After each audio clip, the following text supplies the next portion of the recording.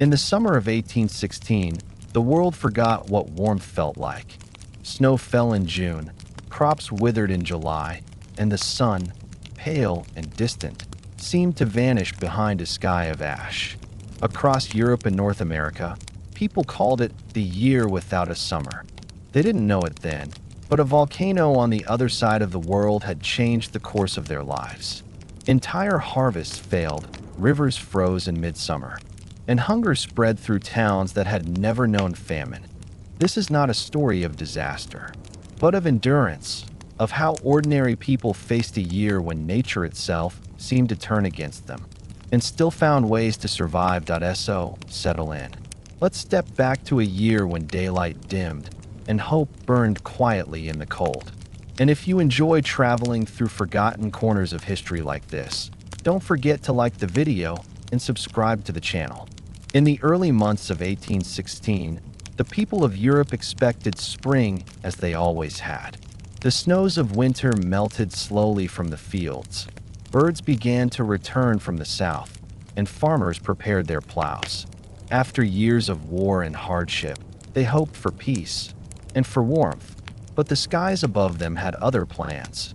March came and went in gray silence. The days grew longer, but the sun seemed weak, as though a veil had been drawn across the sky. Mornings were misty, afternoons dim. The air had a strange chill that never quite lifted.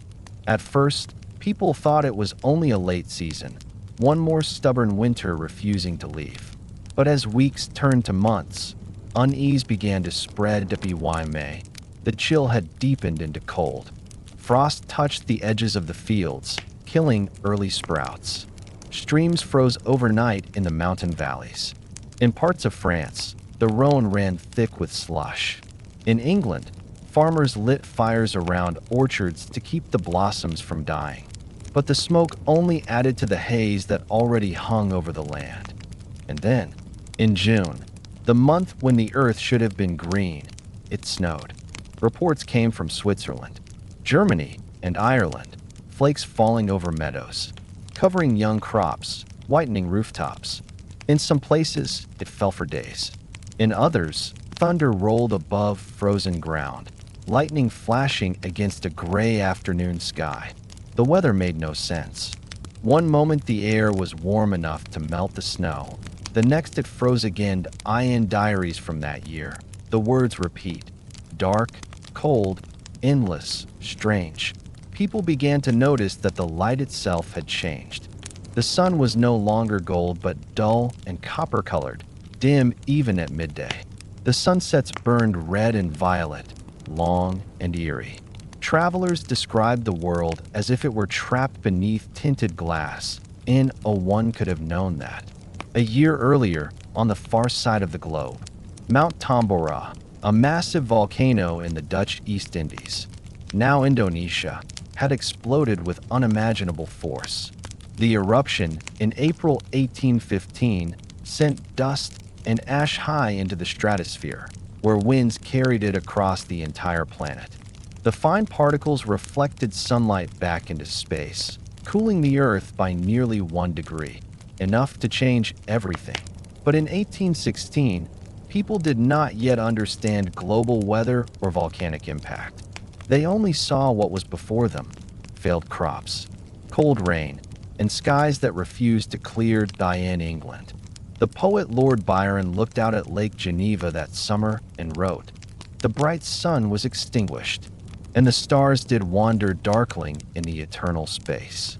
His words captured what many felt, that something vast and unnatural had dimmed the world.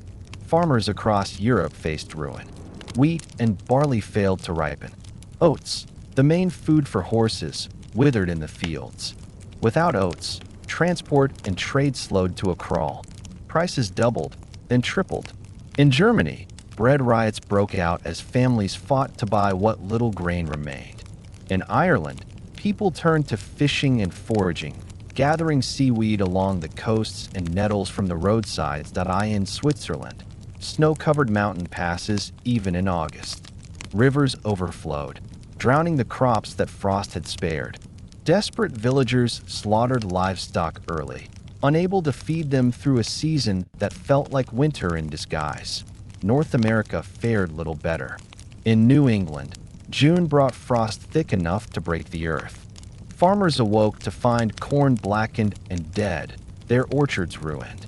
By July, they had replanted, only to lose everything again in another freeze. Some gave up entirely, loading wagons and heading west, hoping to find a climate that still obeyed the calendar. In Canada, snow fell in Quebec and Montreal through early summer. Lakes froze again before autumn. People huddled indoors, burning whatever they could find: furniture, old fences, even tools, to keep warm. Letters from the Times speak of a strange fog that dimmed the daylight, of nights that never ended, of ice in July. Even as people struggled, they tried to make sense of what was happening. Some blamed the eruption of distant volcanoes they had heard rumors of. Others blamed the sun itself. Perhaps its fire was dying, they said. In New England, a theory spread that the Earth's axis had shifted. Newspapers published wild speculations. Comets, divine wrath, the end of the world. But most people simply endured, with no explanation, only cold. By midsummer, hunger began to bite. Food stocks that had survived the Napoleonic Wars were nearly gone. Across Europe, governments opened emergency granaries and rationed what they could. In France, soup kitchens served thin broth to long lines of citizens. In Germany, bakeries began mixing ground straw or sawdust into bread to stretch supplies. In Ireland, potatoes, the one crop that could usually be relied upon, rotted in the soil from endless rain. Still, people adapted. Fishermen spent longer at sea. Hunters scoured forests for game. Mothers boiled nettles and dandelion leaves into bitter stews. Children collected acorns and ground them into flour. There was little joy, but there was endurance, a quiet will to survive. In the Swiss countryside, families shared what little they had. One diary from a small village near Interlaken recorded that the schoolteacher divided his salary in half to feed hungry students. A local blacksmith worked without pay, mending plows for neighbors who could no longer afford tools. Those who lived near lakes dug small gardens on raised ground, hoping the reflected light would coax a few vegetables to grow. The cold also reshaped society in unexpected ways. With crops failing and markets empty, people turned to creativity. In Geneva, the same gloomy weather that ruined farms kept a group of travelers indoors. Among them, Lord Byron and a young woman named Mary Shelley. There, trapped by the endless rain of 1816, she began writing a story that would later become Frankenstein. Out of the darkness, imagination found form, but beyond art and literature, life for most remained defined by scarcity. Diseases spread through malnourished populations. In some towns, smallpox and typhus returned, carried by refugees wandering in search of food. In others, families shared a single loaf of bread for days. And yet, amid the hardship, there were moments of quiet strength. In letters and journals, a different tone sometimes appears, one of endurance rather than despair.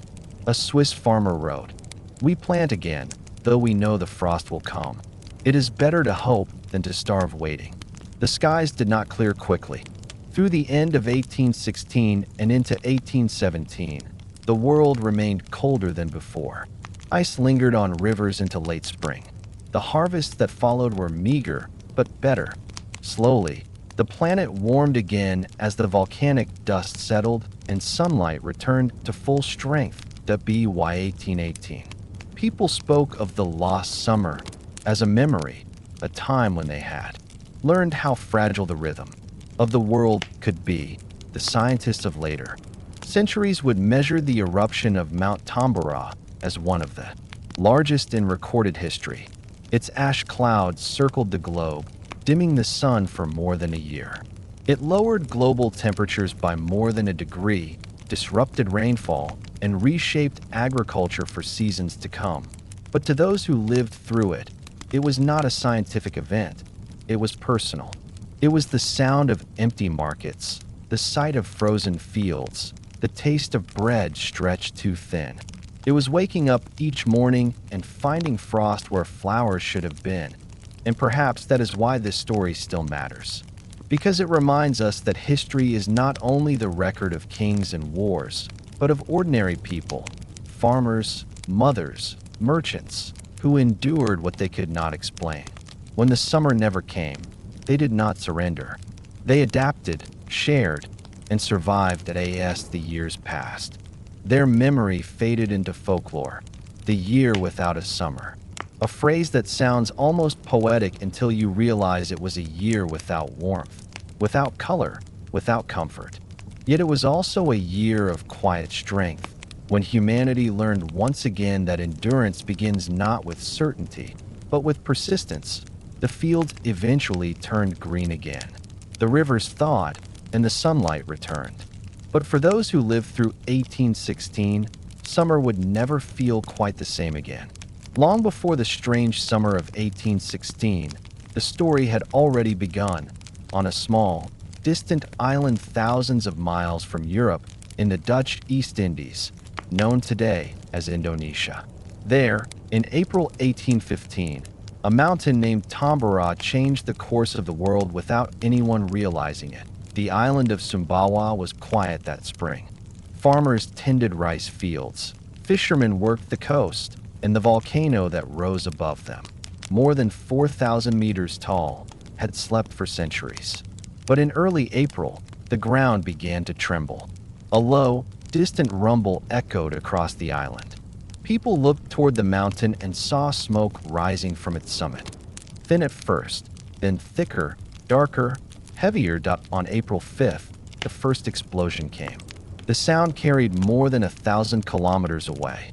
Sailors at sea heard it and thought it was cannon fire from a distant war. The mountain spat ash and fire into the sky, but after a few days, the tremors faded. People began to return to their routines.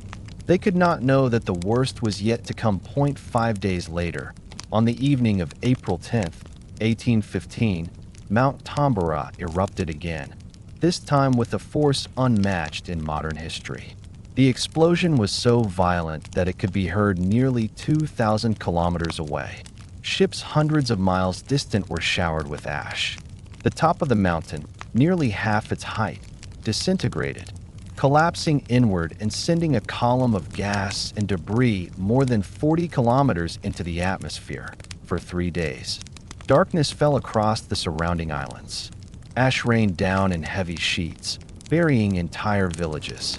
The sea boiled near the coast. The air filled with sulfur and dust so thick that even torches could barely pierce it by the time the eruption ended. More than 100,000 people across the region had lost their lives, not only to fire and ash, but to famine and disease in the months that followed. Crops failed, livestock died, and water sources were poisoned. The explosion had unleashed more than 100 cubic kilometers of material into the atmosphere, enough to change the world's climate for years. But in 1815, there was no global communication, no satellites or weather stations. Europe and America would not hear of Tambora for months, and even then, few understood its scale. To those far away, the world simply grew dimmer and colder. Without explanation, in the months after the eruption, the volcanic cloud began its slow journey around the globe. High in the stratosphere, particles of ash and sulfur dioxide spread into a fine haze that drifted with the upper winds. Within weeks, the skies above India and China grew pale.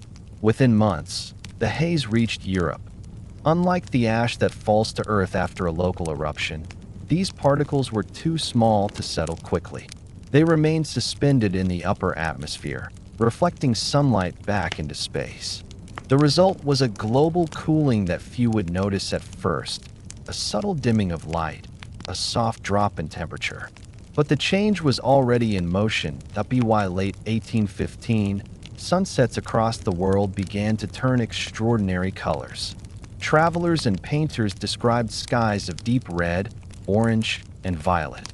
Artists in England and Germany captured the strange light in their work. skies that glowed unnaturally bright at dusk, clouds lined with fire, horizons tinted with copper. It was beautiful, but it was the beauty of distortion. Scientists today estimate that the average global temperature dropped by nearly 1 degree Celsius in 1816, a small number on paper, but catastrophic in reality. That single degree shortened growing seasons, froze rivers, and shifted rainfall patterns across continents in Asia. Monsoons failed, leading to droughts that spread hunger across India and China. In Europe, the chill turned summer to winter. In North America, frost struck again and again. Even in June at the time, no one could connect these events. The world was too large, too slow in its exchange of knowledge. Each region believed its suffering was local, a strange weather year, a turn of bad luck. No one realized that a single mountain, half a world away, had cast its shadow over them all. For the people of Sumbawa, the mountain's fury was immediate and absolute. The kingdom of Tambora, once thriving, was erased. Archaeologists who later excavated the site found houses, pottery, and skeletons buried in layers of volcanic ash, a landscape frozen in the moment of disaster. Like Pompeii before it, Tambora had preserved tragedy in silence. The local survivors described what they saw as a rain of fire.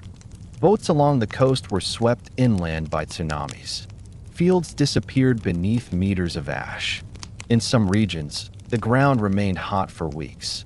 The survivors fled to neighboring islands, carrying stories of endless darkness and skies that glowed at night. Beyond Indonesia, sailors recorded the effects for months. The British ship Benares logged that the air was filled with fine dust, making breathing difficult. Others reported that daylight was faint and stars were invisible at night due to the haze by the time the cloud reached the northern hemisphere. The change was invisible but inescapable. Sunlight dimmed, the air cooled, and the rhythm of the seasons faltered in Europe. This shift arrived quietly at first. The winter of 1815 to 1816 was long and cold, but not extraordinary.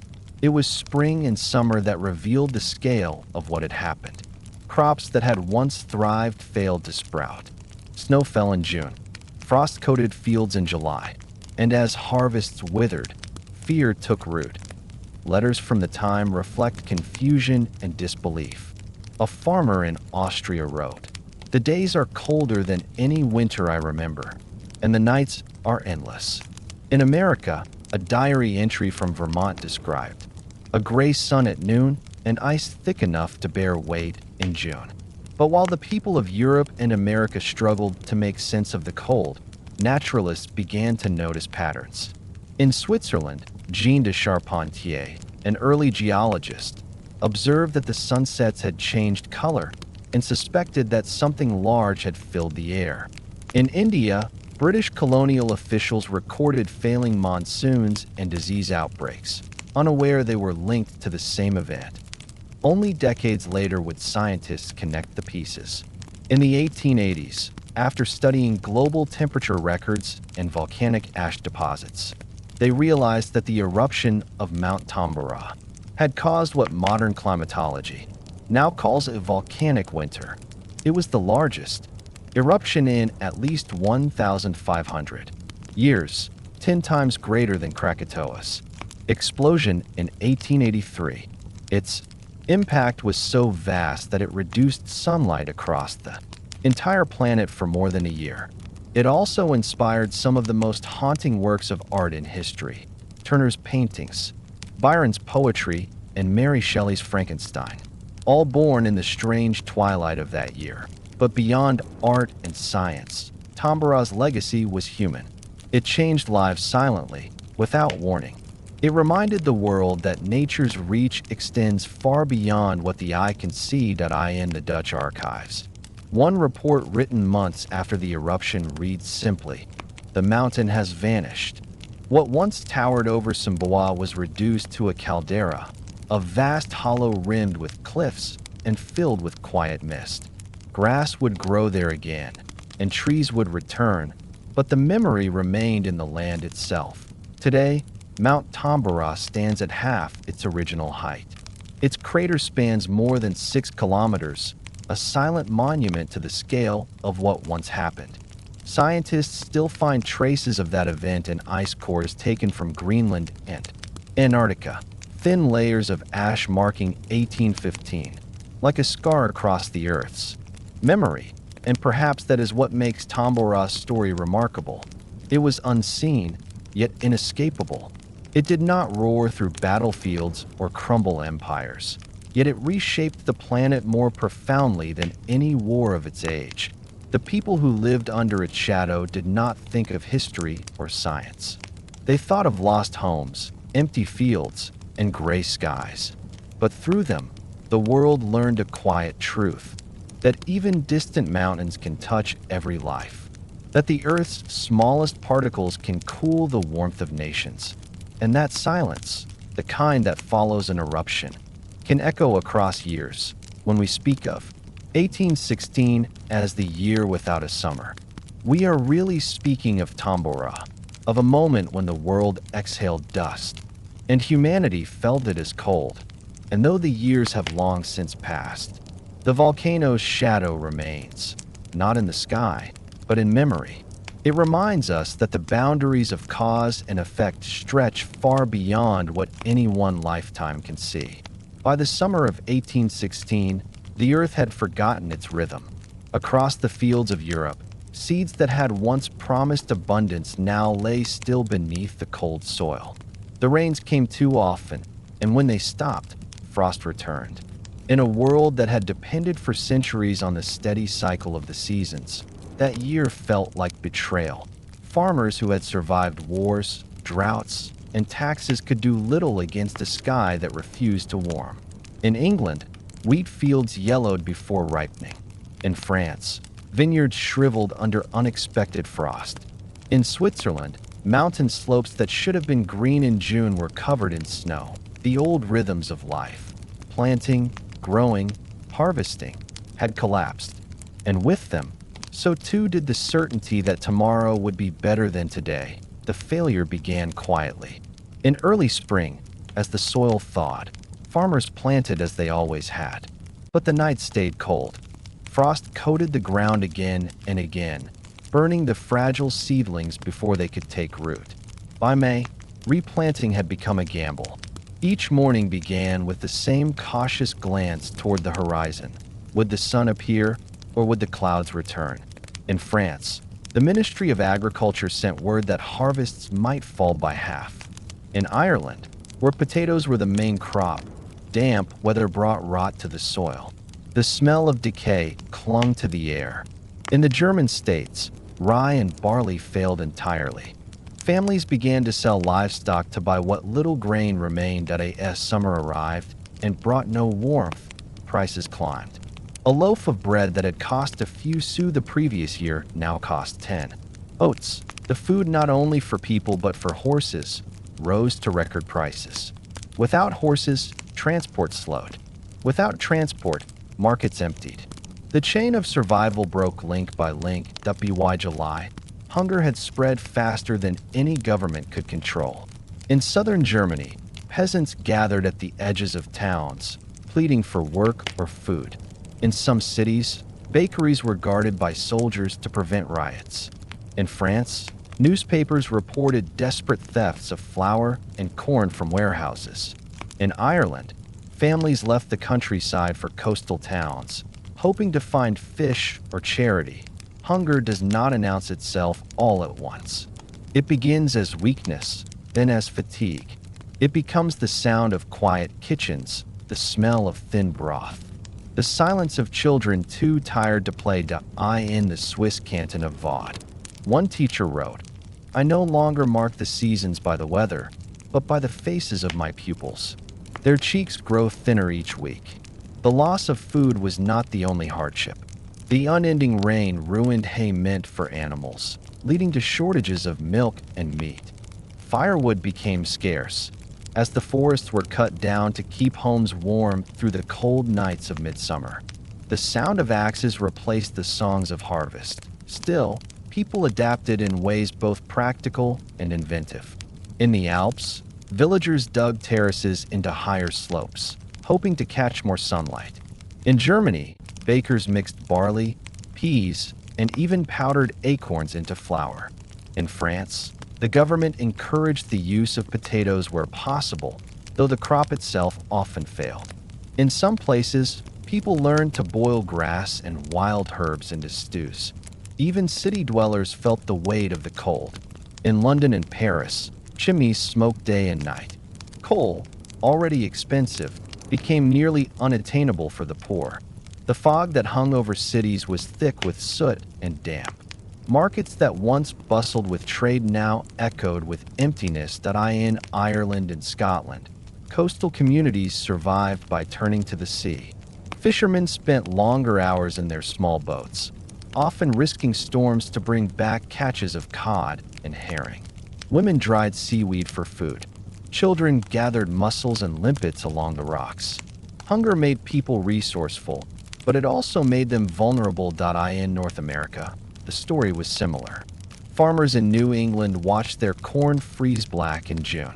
They planted again, and frost came again in July. Some families abandoned their farms altogether and moved westward, toward the Ohio Valley, where the soil was rich and the air slightly warmer. The Great Migration of that year, quiet, desperate, and unplanned, reshaped the settlement of the United States. One settler from Vermont later wrote, "We left not for fortune, but for weather. We followed the warmth as one follows a rumor. The hardship crossed borders, but it also crossed classes. In Europe's great cities, even the wealthy felt the cold. Gardens that once bloomed with flowers turned brown. Carriages splashed through frozen mud. Ice formed on rivers that had not frozen in centuries. The poor suffered most, but the discomfort reached all levels of society. Amid the despair, communities began to rediscover cooperation. Churches opened storehouses. Town councils organized soup kitchens. In the small German town of Eisenach, a group of merchants banded together to buy grain in bulk and sell it at cost to the hungry. In rural France, neighbors shared seed and livestock, trading not with money but with trust. It was a slow lesson in endurance, one that stretched through every household, every village, every tired face. And yet, there were glimpses of resilience that no frost could extinguish.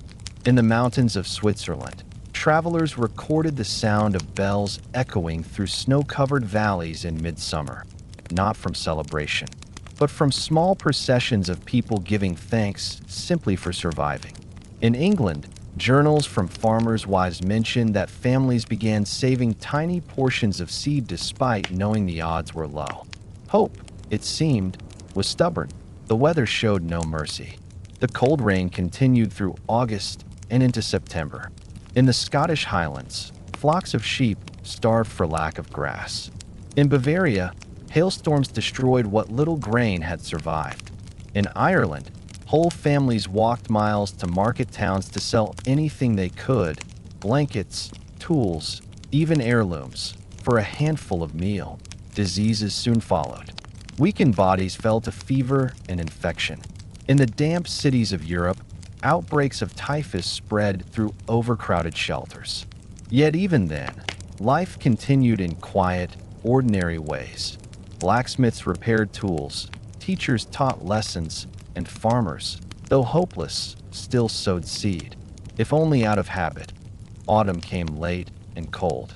Snow fell in October. When the final harvests were gathered, they were meager, but not nothing.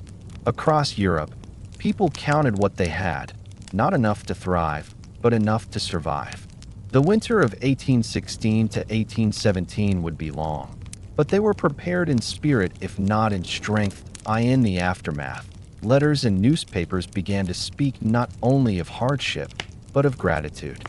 One Swiss farmer wrote, "We have lost our crops, but not our courage. We will plant again, for even the sky cannot stay dark forever." The following spring, when the first signs of warmth returned, people were cautious.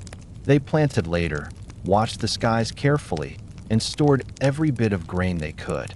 Slowly, the balance began to return. Historians now estimate that 1816 caused one of the worst famines in 19th century Europe. Yet it also revealed something profound, that in every corner of that cold world, people found ways to endure. They shared, adapted, and waited. In that endurance, there was dignity.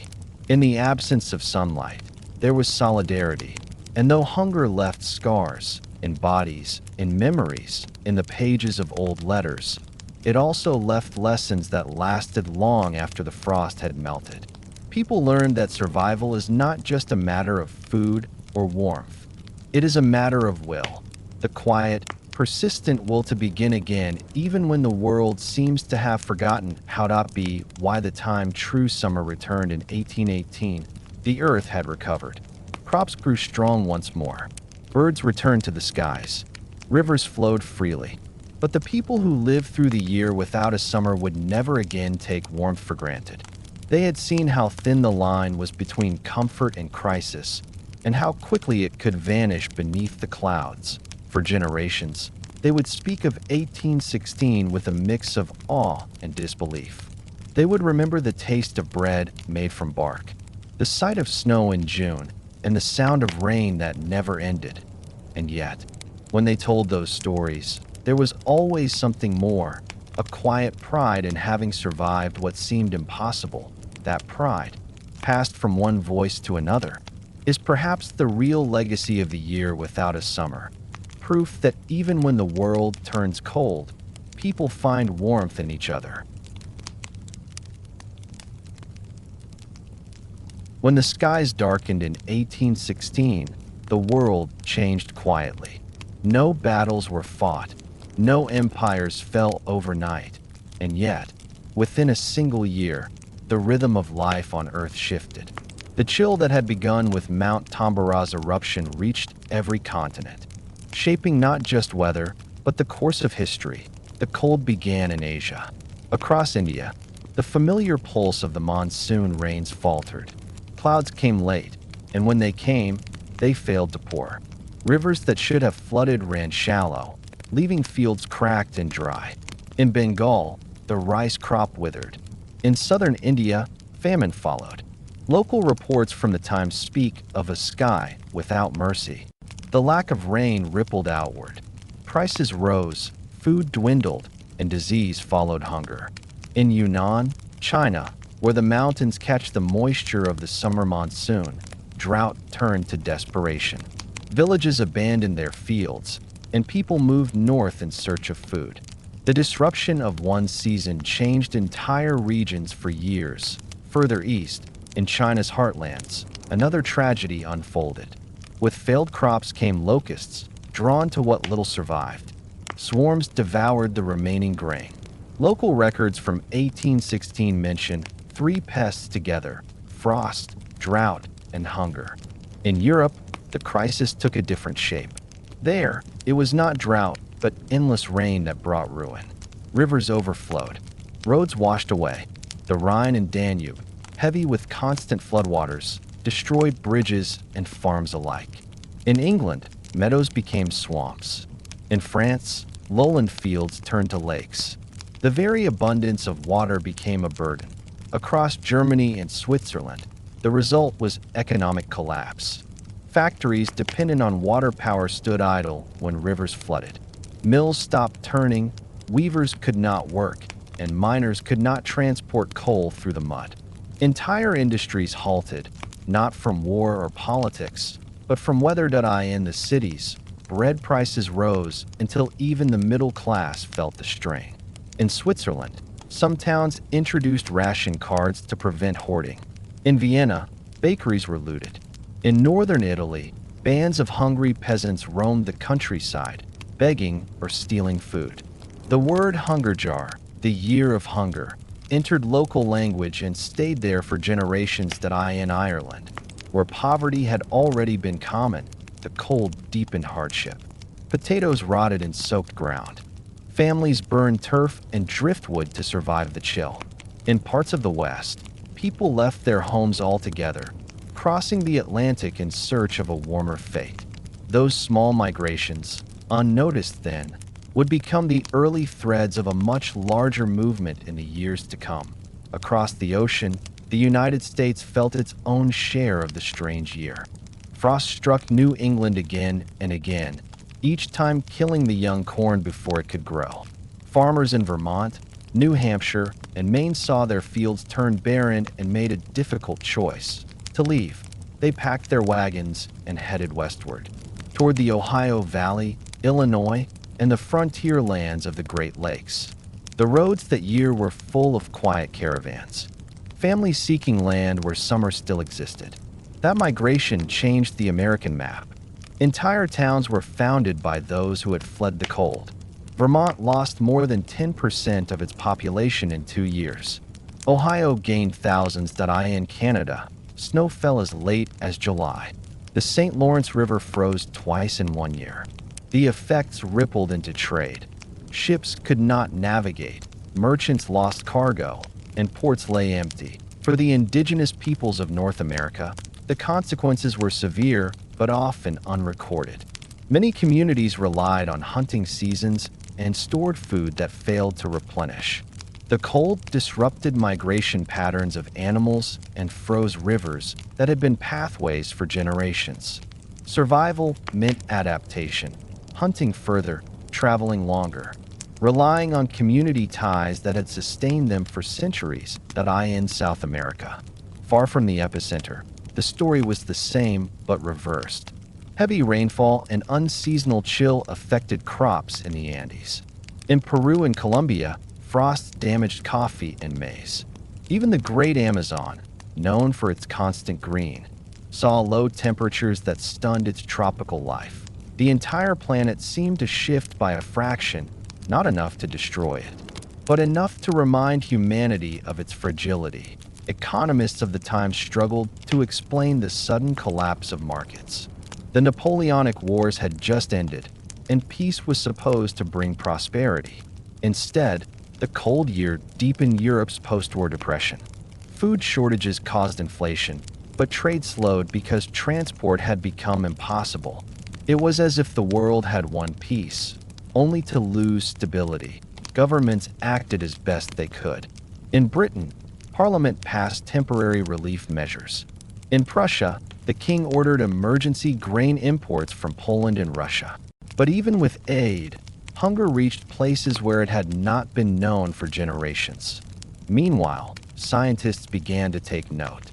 They did not yet understand volcanology or atmospheric chemistry, but they observed patterns.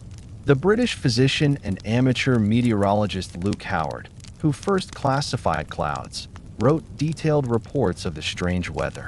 He noted that the air possesses an unaccountable opacity, and that the blue of the sky has turned to white.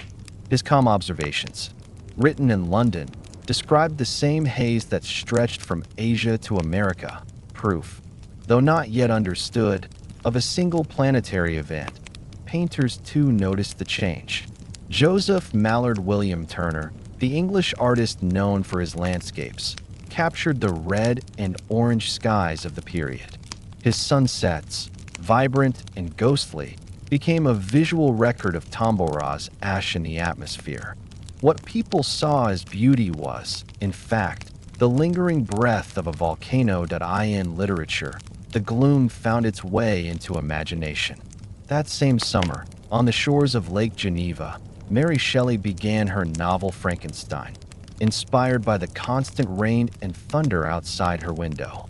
The storm became a metaphor for human creation and destruction, themes not unlike those hidden in the story of Tambora itself. In the quiet spaces of history, the effects were even more lasting. The hunger of 1816 inspired new interest in agricultural reform. Scientists began experimenting with hardier crops, seeking plants that could survive colder climates. In parts of Europe, farmers turned increasingly to the potato, whose resilience in poor soil made it a dependable choice for the uncertain years ahead.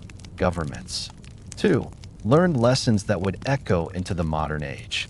The idea of keeping national grain reserves, food stored for times of crisis, took root in this period.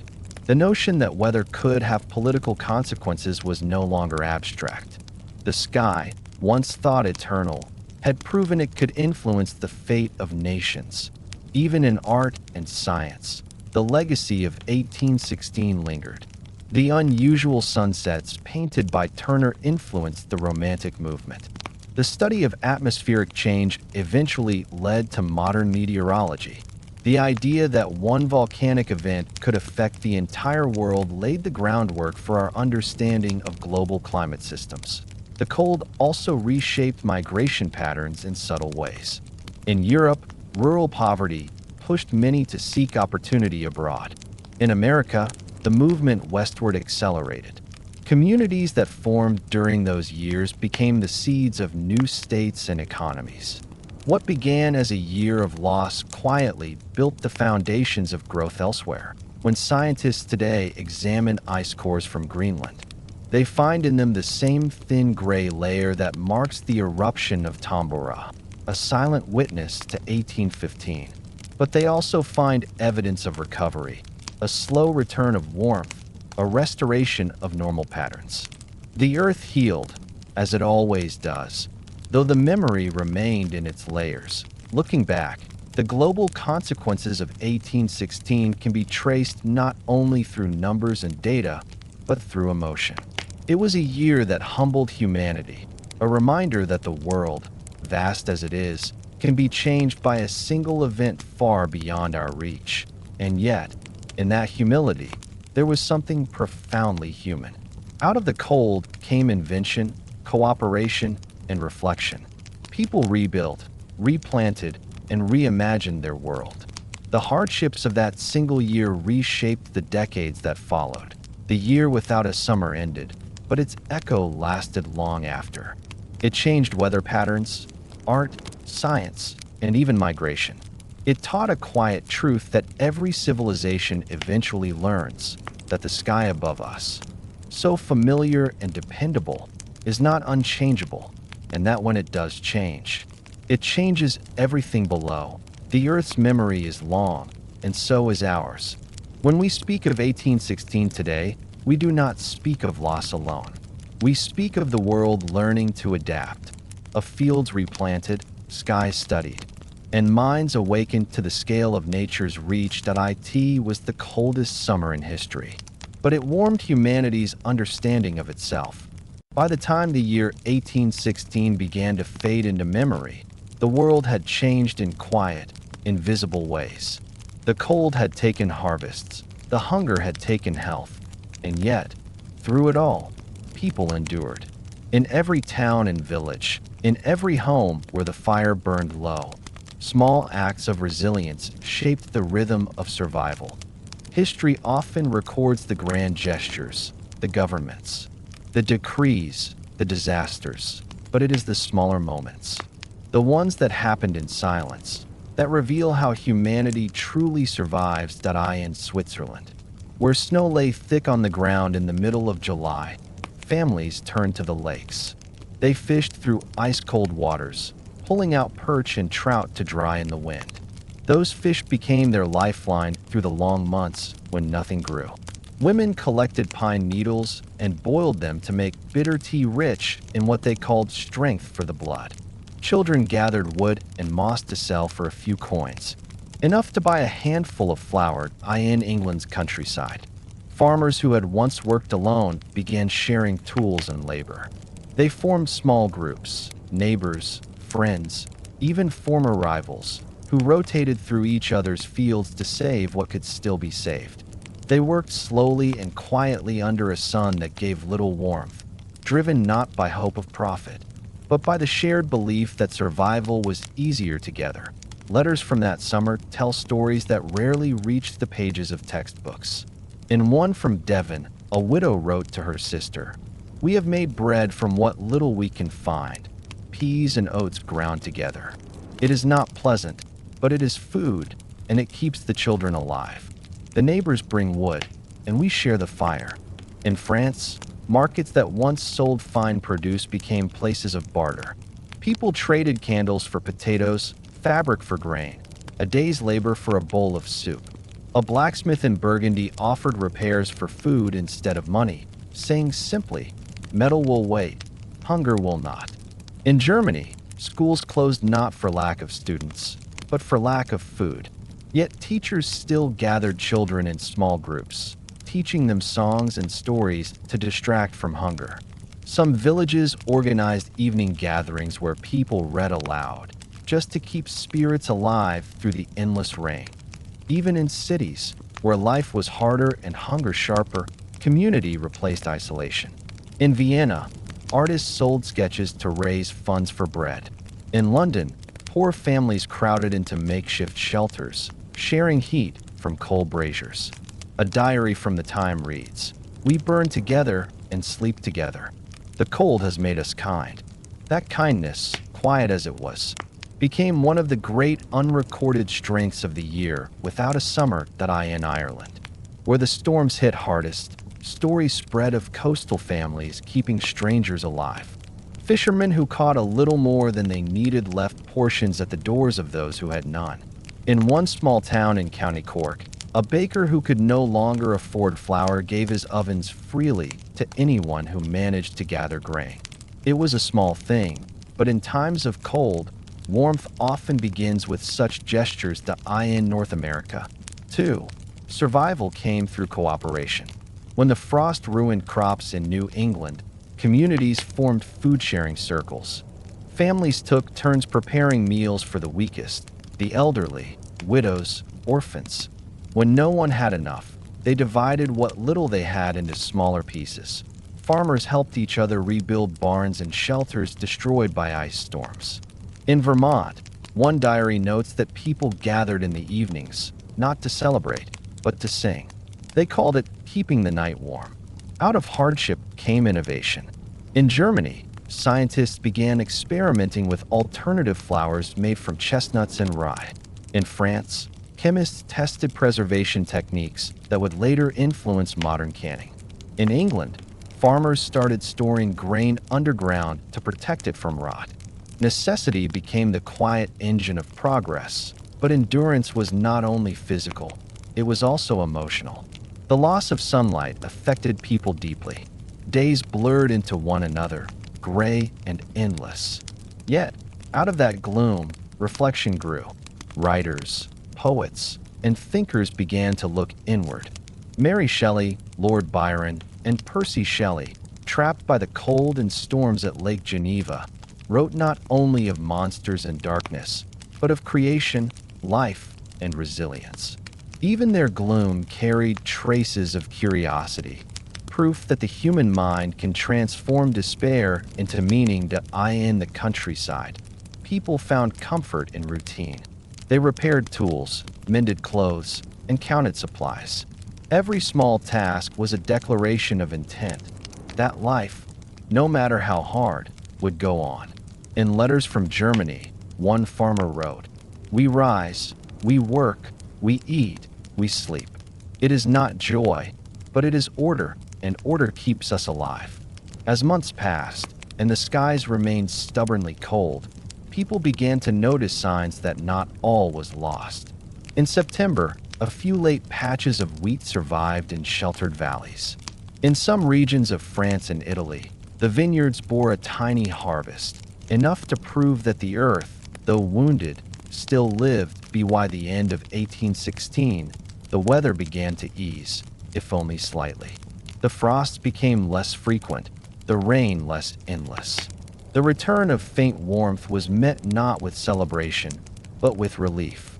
People did not rejoice. They simply exhaled. When the first true spring returned in 1817, there was no festival, no triumph. But there was renewal. Fields were cleared. Seeds saved from the little that had survived was planted again. Families rebuilt their stores, repaired their homes, and counted what they had learned. The hunger had taken much, but it had also left behind lessons about sharing, patience, and the quiet strength that keeps people moving when the world stands still. In Switzerland, a traveler passing through mountain villages noted, "They have little, but their faces are calm. They speak not of the year of hunger, but of the year of endurance." That word, Endurance defined 1816 better than any other. It was not the year without a summer, but the year when humanity refused to surrender to cold. And as the seasons recovered, so too did society. Markets reopened, trade routes revived. People who had migrated returned, carrying with them new ideas and experiences.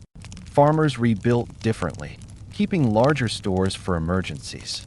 Governments began recording weather systematically, the first steps toward what would become modern meteorology. The cold had united people in struggle, but its aftermath united them in curiosity. What had caused such a global chill? Why had it touched every corner of the Earth? Those questions led to decades of scientific exploration. Without realizing it, the survivors of 1816 had helped spark humanity's long effort to understand the planet's systems, the invisible threads that connect sky, land, and life. But for those who lived through it, the lessons were simpler. They learned the value of community, of saving for lean times, of kindness offered freely. They discovered that hope does not depend on warmth or comfort, but on the belief that tomorrow, somehow, will come when the sun finally returned in full strength. The people of Europe and America noticed how bright it seemed. The colors looked sharper, the air felt warmer than memory. Perhaps it was only perception, or perhaps hardship makes gratitude deeper. In the decades that followed, travelers would recall that time with disbelief. The year without a summer, they called it, a phrase that sounds almost poetic. But beneath it lies 1,000 stories of survival that a farmer in Bavaria summed it best in his diary years later. We thought the sun had forgotten us, but it had only gone behind the clouds to see what we would do. That is the story of 1816, not of cold, but of courage, not of darkness, but of quiet light, the kind that comes not from the sky, but from people themselves. The cold year of 1816 eventually passed, but it did not fade without leaving a mark.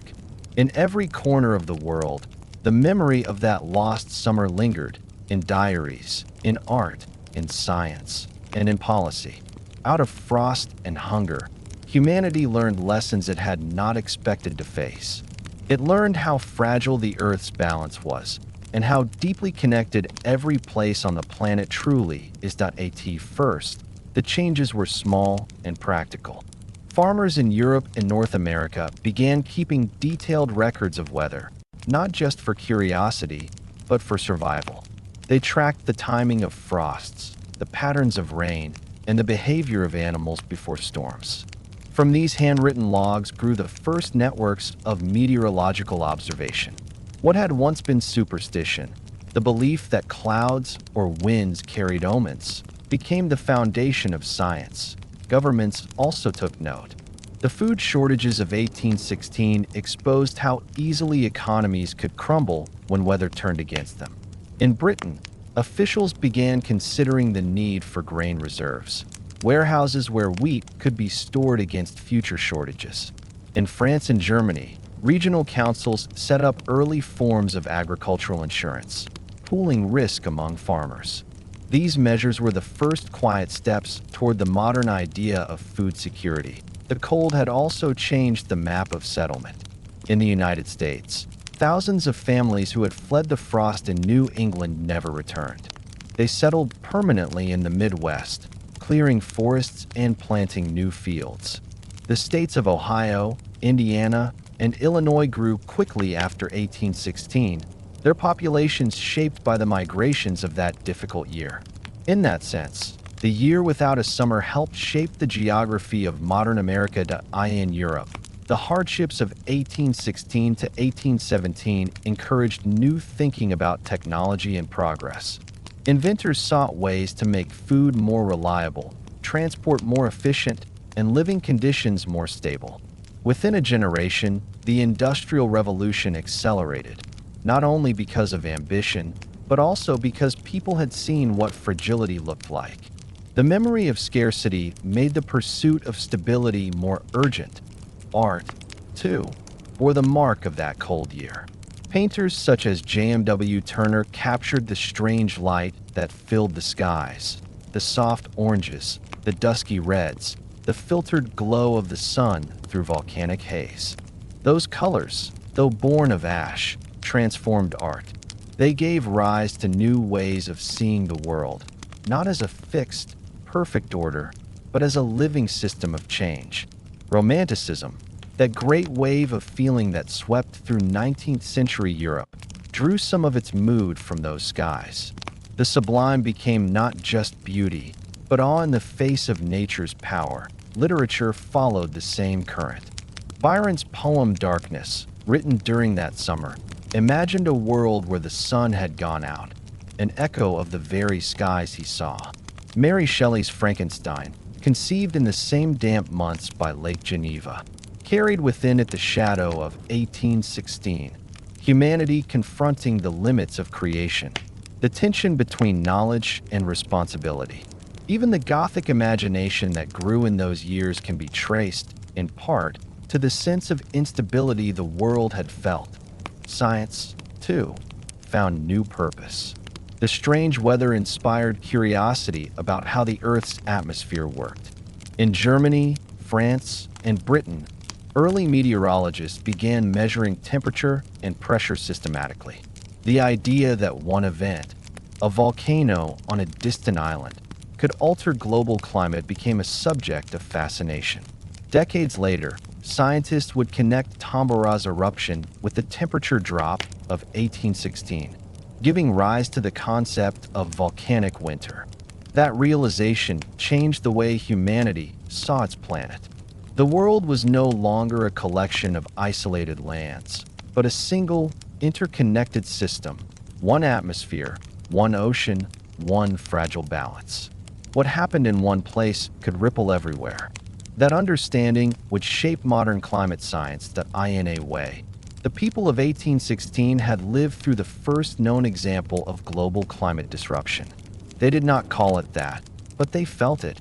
In empty markets, in pale skies, in the silence of frozen fields. And through that experience, they learned what textbooks would later confirm, that the Earth and humanity share the same breath. The social consequences were no less profound. The hardships revealed the importance of cooperation and empathy. Across Europe, communities that had survived by sharing grain and labor began to see charity not as an act of generosity, but as a form of resilience. The idea that governments and citizens had a shared responsibility to prevent famine gained traction. In time, this would lead to the first public health initiatives and welfare systems. Economically, the crisis underscored the need for diversification. Regions that relied on a single crop, such as Ireland's dependence on potatoes or Switzerland's on grain, suffered most. After 1816, agricultural societies encouraged experimentation with new plants and storage methods. The lessons learned then would later help Europe face other crises, including the potato blight of the 1840s. Even philosophy was touched by the year without a summer.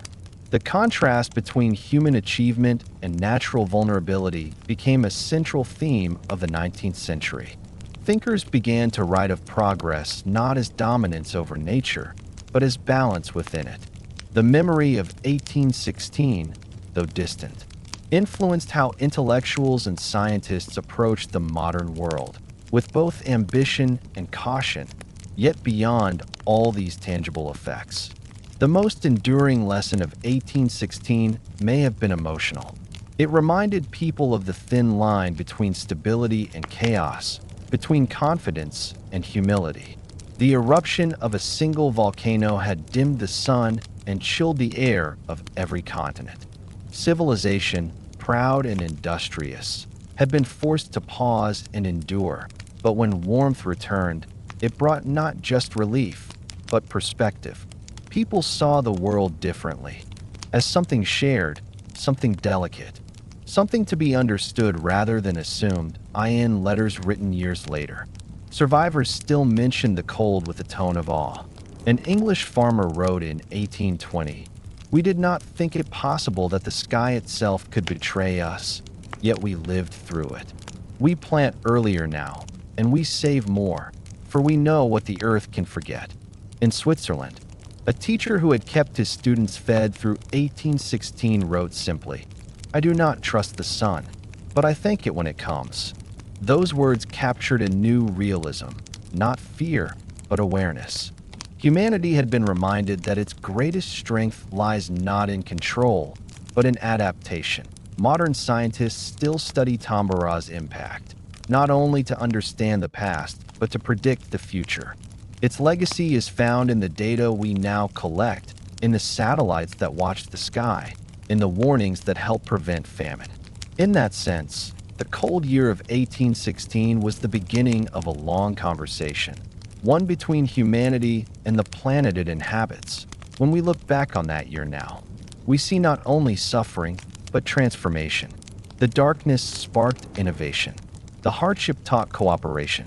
The frost inspired art, and the silence inspired science. Out of absence, presence grew. The lesson of 1816 endures because it is universal. It tells us that even when the world seems unyielding, we adapt. We learn. We remember. The sun that failed to shine that year eventually returned. The fields grew again. The rivers thawed. The people rebuilt. Yet the experience remained like a shadow in collective memory, a quiet reminder that every comfort is temporary, every certainty fragile, and perhaps that is the real gift of history. It teaches without punishing. If we are willing to listen, the people of 1816 had no answers, but they left us wisdom in their endurance. They showed that progress is not only invention or discovery, it is also patience, compassion, and the courage to begin again when the sky turns gray.